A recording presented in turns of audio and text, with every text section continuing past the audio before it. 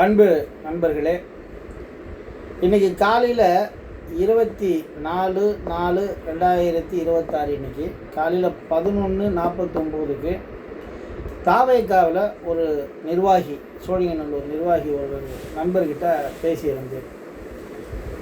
அந்த உரையாடல்களை பற்றி தான் நான் இப்போ ஒரு பதிவாக போடணும்னு நினைக்கிறேன்.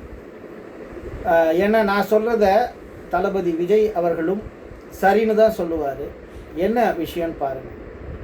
அதாவது தளபதி விஜய் அவர்கள் நம்மளுடைய தமிழகத்தில் முதலமைச்சராக வந்தாருன்னா பல விஷயங்களை செய்கிறேன் என்று அவர் வாக்குறுதி கொடுத்துருக்காரு.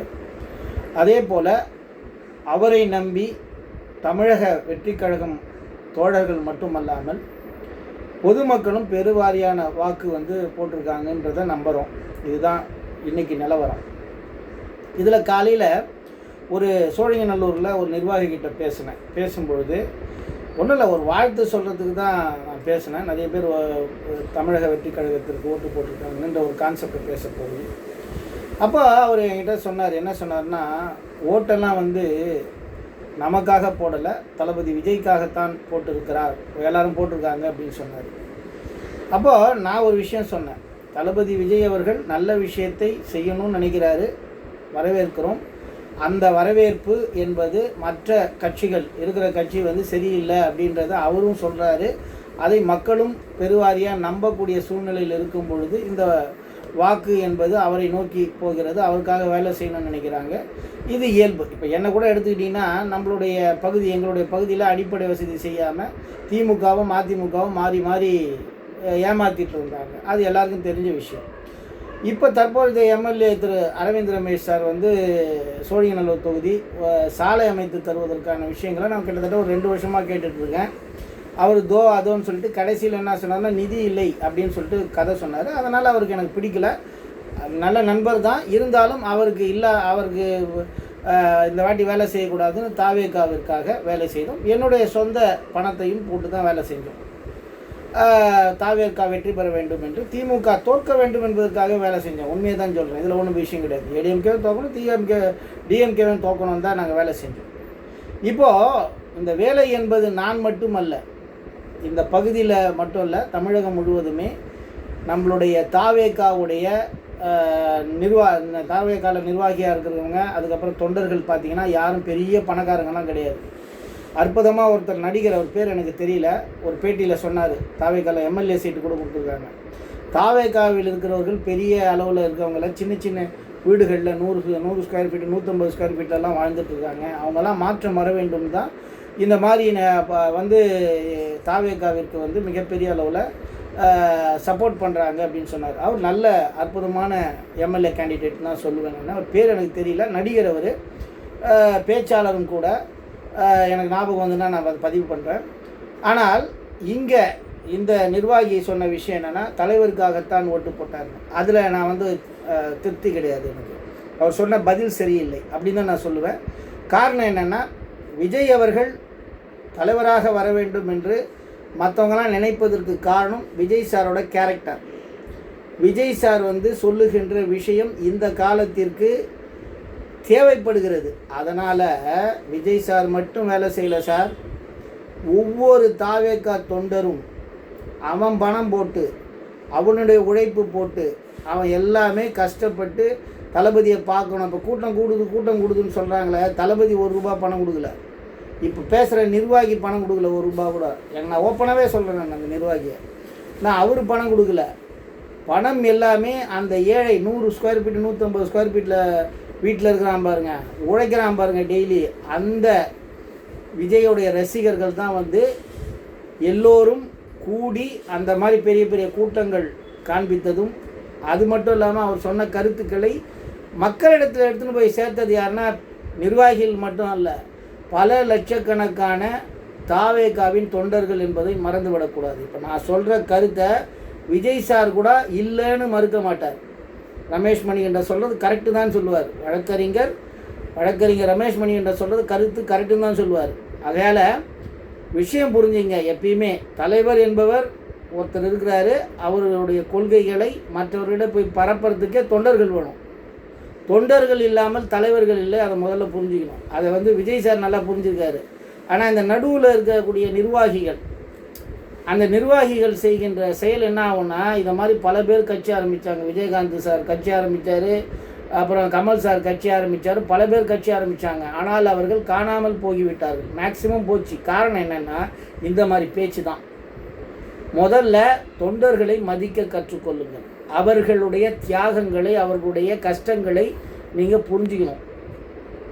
ஏன் புரியாமல் போகுது அப்படின்னா, அவங்களுக்கு அரசியல் தெரியல. இப்போ காலையில் என்கிட்ட பேசினவர் நல்ல நண்பராகத்தான் என்கிட்ட பேசுகிறாரு. நான் அவர்கிட்ட பதவியை பற்றிலாம் நான் கவலைப்படலை, வேறு கான்செப்டை பற்றி கவலைப்படலை. என்னை பொறுத்தவரைக்கும் நான் வழக்கறிஞர் என்பது தான் நான் கெத்தாக சொல்லிக்கிறது. அதனால் பேசும்போது தொண்டர்கள்கிட்டையும் சரி, மற்றவங்ககிட்டையும் என்ன மாதிரி அரசியல் தெரிஞ்சவங்ககிட்டையும் பேசும்போது கவனமாக பேசணும். ஏன்னா விஜய் அவர்களுடைய கொள்கை பிடித்திருக்கிறது, பல பேர் இறங்கி வேலை செய்கிறாங்க, அதுதான் உண்மை. பல பேர் வேலை செய்வதனால்தான் விஜய் சார் எவ்வளோ ஓட்டு வாங்கினாலும் அந்த ஓட்டுக்கு கிரெடிட்டு விஜய் சாருக்கு 50%னா 50% தொண்டனுக்கு. இதே நீங்கள் விஜய் சார்கிட்ட போய் கேட்டு பாருங்களேன், எப்பா நான் ஒன்றுமே இல்லைப்பா, என் தொண்டர்கள் தான்ப்பா என்னை வெற்றி பெற வச்சாங்கன்னு தான் சொல்லுவார். அப்படி சொல்பவர் தான் தலைவர். இந்த மாதிரி இல்லைங்க அவர் தலைவரை பார்த்து தான் ஓட்டு, மற்றவங்களுக்குலாம் ஓட்டு இல்லைப்பா, நாங்களாம் வேலை செய்யாமல் இருந்தால் என்ன பண்ணியிருப்பீங்க? விஜய் சார் மட்டும் பேசுகிறாரு, வேறு யாருமே வேலை செய்யலை. இப்போ சொல்கிறாரு பாருங்கள் அந்த நிர்வாகி, அந்த நிர்வாகி மட்டும் போய் வேலை செய்கிறாரு. அப்படி வேலை செய்தால் ஓட்டுநர் வாங்க முடியுமா? இந்த அளவுக்கு பிரச்சாரம் போயிருக்குமா? வாட்ஸ்அப்பு, ஃபேஸ்புக்கு, இன்ஸ்டாகிராமு, என்னென்ன இருக்குதோ எல்லாத்துலேயும் ஒவ்வொரு தொண்டரும் ஒவ்வொரு ரசிகரும் எந்த ஒரு எதிர்பார்ப்பும் இல்லாமல் எவ்வளோ வீடியோ, எவ்வளோ ரீல்ஸு, எவ்வளோ விஷயங்கள் போட்டிருக்காங்க. அதெல்லாம் வந்து கொச்சைப்படுத்துகிற மாதிரி பேசக்கூடிய விஷயம் இது. அவர் பேரை நான் சொல்லலை. இனி வரும் காலங்களில் அவரை பற்றி நான் கவலைப்பட மாட்டேன். ஒரு விஷயம் நல்லா அவருக்கு திருப்பி சொல்கிறேன். இந்த முறை தாவேக்காருக்கு வேலை செஞ்சேன் நான், ரைட்டு. சப்போஸ் இந்த சோழிங்கநல்லூர் தொகுதியில் தாவேக்கா ஜெயிச்சுதுன்னா அடிப்படை வசதி எங்கள் பகுதிக்கு செஞ்சு கொடுக்கணும்னு கோரிக்கை வச்சுருக்கேன். செய்யலைன்னா என்ன பண்ணுவேன்? எம்எல்ஏ மேலே கேஸ் போடுவேங்க, விஜய் சார் மேலே கேஸ் போடுவேன். நான் அந்த கட்சியில் இருந்தால் கூட சரி. கட்சி என்பது வேறு, மக்களுடைய பிரச்சனை என்பது வேறு. ஏன் இதை சொல்கிறேன் அப்படின்னா, இப்பயே இன்னும் ரிசல்ட் வரல, ரிசல்ட் வர்றதுக்கு முன்னாடியே அந்த நிர்வாகி இந்த மாதிரி ஒரு வார்த்தையை பேசுகிறார். என்கிட்ட ரெக்கார்டிங் இருக்குது, பட் அது போட வேண்டிய, எனக்கு இப்போ அவர்கிட்ட பேசினோடனே எனக்கு ஒரு யோசனை வந்தது. இப்பயே எப்படி பேசுகிறாங்க, நாளைக்கு எம்எல்ஏ ஆன பிறகு என்ன பேசுவாங்கன்னு யோசித்தேன் நான். அது மாதிரிலாம் பேசக்கூடாது.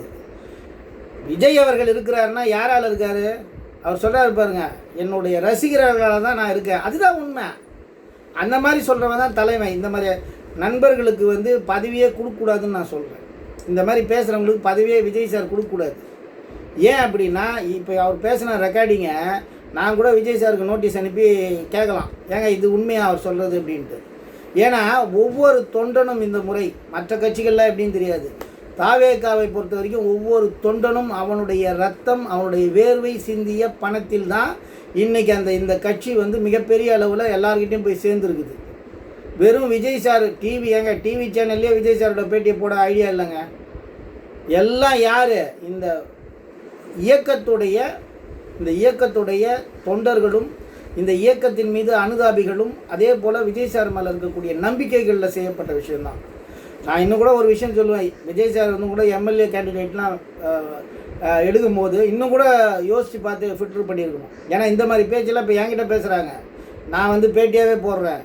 4 விஷயங்கள் இது மாதிரி தொடர்ந்து பேசுனா, ஏன் எங்கள் கட்சி தலைவர் தான் விஜய் சார், அவருக்கு ஒரு நோட்டீஸ் அனுப்பிச்சிட்டு முதல்ல இவர் பேரில் ஆக்ஷன் எடுக்க சொல்லுவேன். Y not?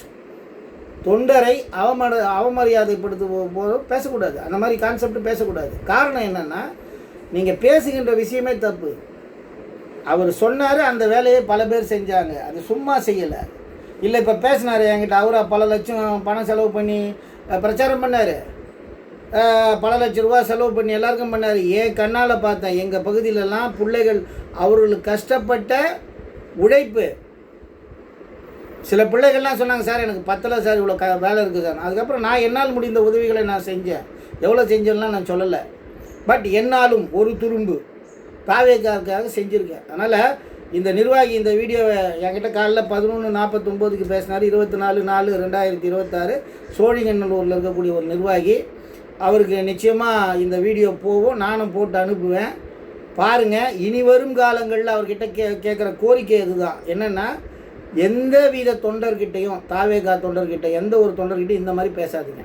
தலைவர் சொல்கிறாரு, தலைவருடைய கட்டளைக்கு ஏற்றப்ப நம்ம வேலை செய்கிறோம், நம்ம எல்லாம் சேர்ந்து ஜெயிச்சோன்னு சொல்லுங்கள். வெறும் தலைவருன்ற கான்செப்டை நீங்கள் சொன்னீங்கன்னா அது விஜய் சாரையும் அவமரியாதை செய்கிற மாதிரி அர்த்தம். ஏன்னா விஜய் சார் பேசும்போது எப்படி சொல்கிறாரு, என்னுடைய ரசிகர்களால் தான் நான் வாழ்ந்துட்டுருக்கேன்றார், எங்கள் ரசிகர்களுக்காக தான் நான் வந்தேன்றார், எங்கள் அந்த ரசிகர்கள் மற்ற பொதுமக்களுக்காக தான் எல்லாமே நான்றார். ஆனால் இந்த மாதிரி நிர்வாகிகள் சொல்லுகின்ற விஷயம் தவறு. அந்த மாதிரி தயவு செஞ்சு பேசாதீங்க. இனியாவது உங்களை திருத்திக் கொள்ளுங்கள். இன்றைக்கி காலையிலேயே போட்டிருப்பேன், நான் கோர்ட்டுக்கு போயிருந்தேன், கோர்ட்டுக்கு போகிறதுனால எனக்கு டைம் இல்லாதனால இப்போ போடுறேன் நான் இந்த பதிவை பார்க்கின்ற நண்பர் நல்லா ஞாபகம் வச்சுங்க. பதவிக்கு ஆசைப்பட்டு நான் உள்ளே வரவில்லை. அதே போல் பல லட்சக்கணக்கான பேர் இப்போ பாருங்கள், வெளிநாட்டிலலாம் வந்து விஜய் சாருக்கு ஓட்டு போட்டாங்கன்னா பதவிக்காக வராங்க. அவர் சொல்லுகின்ற நல்ல விஷயம் ஏற்கனவே இருக்கின்ற இந்த கட்சிகள் வந்து செய்யாத விஷயங்கள், அதனால் ஏற்பட்ட பாதிப்புகள் தான் ஒருத்தரை நோக்கி இவ்வளோ விஷயங்கள் எல்லாரும் படையெடுக்கிறாங்க. அப்படி படையெடுக்கும்பொழுது படையெடுக்கிறவர்கள் வேலை செய்கிறவங்க, அது அவர்களுக்காக கஷ்டப்பட்டு வேலை செய்கிறவங்களை வந்து கொச்சைப்படுத்தாதீர்கள்.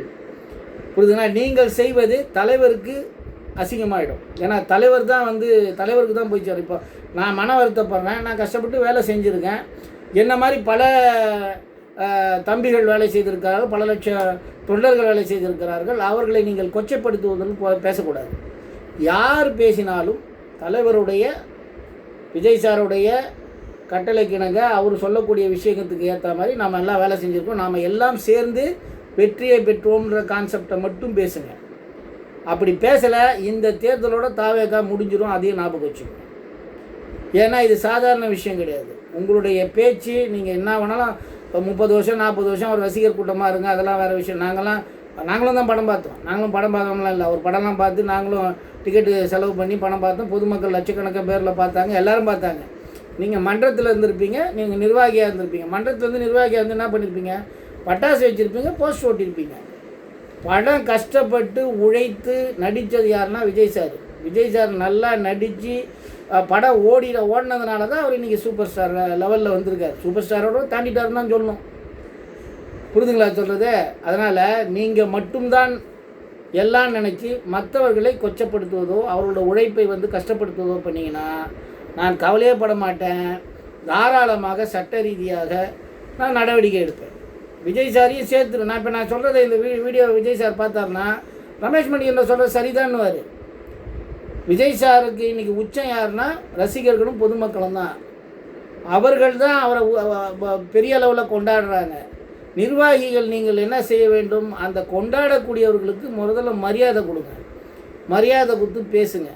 அந்த மரியாதை கொடுத்து பேசாதது இருந்தால் நான் யாரும் பார்க்க மாட்டேன். என்கிட்ட நம்பரோடு இருக்குது, செல் நம்பரோடு இருக்குது, ரெக்கார்டிங்கோடு இருக்குது. நோட்டீஸ் அனுப்பிட்டு கேஸை ஃபைல் பண்ணிடுவேன். விஜய் சாரையும் பார்ட்டியாக போட்டு ஃபைல் பண்ணுவேன்றதை புரிஞ்சுங்க. அதனால் தயவு செய்து இனி வரும் காலங்கள்னாச்சு எல்லோருடைய உழைப்பும் சேர்ந்தது தான் தாவேகாவின் வெற்றின்னு சொல்லுங்கள். அதில் நமக்கு உச்சம் யாருன்னா விஜய் சார் தான், அதில் எந்த வித மாற்றமும் இல்லை. புரிதுங்களா சொல்கிறது? நீங்கள் வந்து தயவு செஞ்சு மாறிக்கங்கன்றதை நான் சொல்கிறேன். நன்றி, வணக்கம். ரமேஷ் மணிகண்டன், உயர்நீதிமன்ற வழக்கறிஞர்.